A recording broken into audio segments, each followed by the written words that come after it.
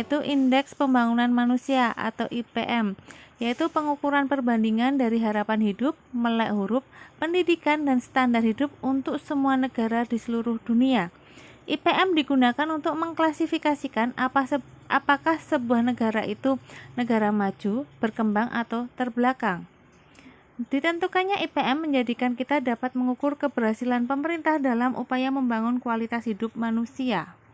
Nah, kriteria IPM itu dapat dibagi menjadi 3. Jika kurang dari 50 maka IPM rendah.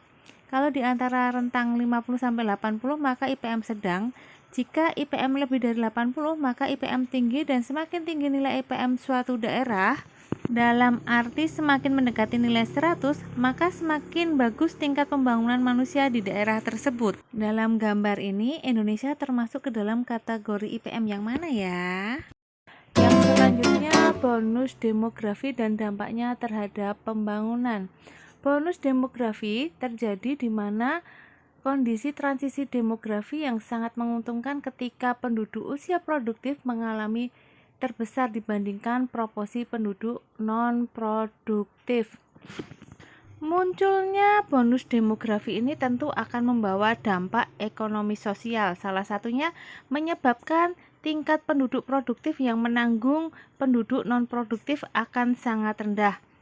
Adanya kondisi bonus demografi tentu bisa menjadi peluang bagi Indonesia untuk memajukan kesejahteraan serta memakmurkan rakyatnya. Prasyarat yang harus dipenuhi oleh suatu negara agar memperoleh manfaat besar dari bonus demografi: yang pertama, sumber daya manusia yang berkualitas; yang kedua, daya serap tenaga kerja terhadap diversitas pekerjaan; yang ketiga, meningkatkan tabungan di tingkat rumah tangga; yang keempat, peranan wanita dalam pasar kerja; yang kelima, peran perempuan yang masuk ke dalam pasar kerja akan membantu peningkatan pendapatan dan akan lebih banyak lagi penduduk usia produktif menjadi benar-benar produktif. Apa saja yang harus kalian lakukan untuk menjadi bagian dari generasi emas Indonesia? Usia kalian ketika 100 tahun Indonesia merdeka berapa ya? Apakah masih masuk dalam usia produktif? Selanjutnya yaitu permasalahan yang diakibatkan oleh dinamika penduduk. Yang pertama, permasalahan penduduk bersifat kuantitatif. Jumlah penduduk besar. Jumlah penduduk Indonesia itu menempati nomor 4 di dunia ya.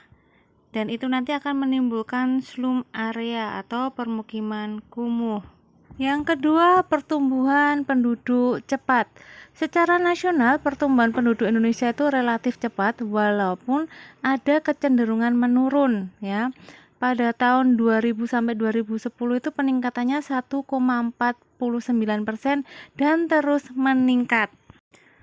Pertumbuhan penduduk yang cepat dan tidak diimbangi dengan daya dukung lingkungan yang seimbang akan mengakibatkan berbagai permasalahan baik lingkungan hidup, ekonomi, dan sosial. Ini ada peta pertumbuhan penduduk pada 10 provinsi tertinggi ya. Selanjutnya, persebaran penduduk tidak merata.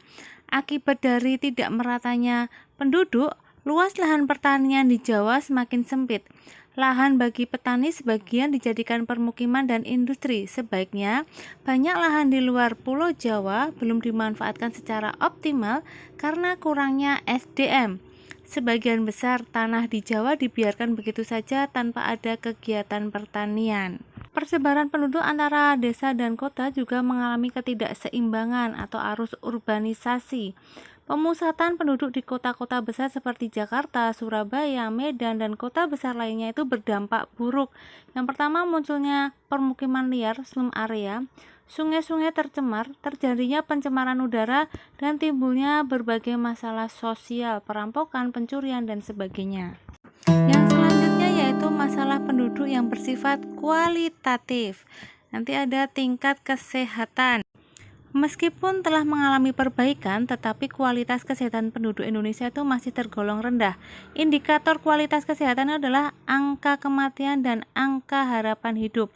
Angka kematian yang tinggi menunjukkan tingkat kesehatan penduduk yang rendah. Angka harapan hidup yang tinggi menunjukkan tingkat kesehatan penduduk yang baik. Kualitas kesehatan penduduk tidak dapat lepas dari pendapatan penduduk.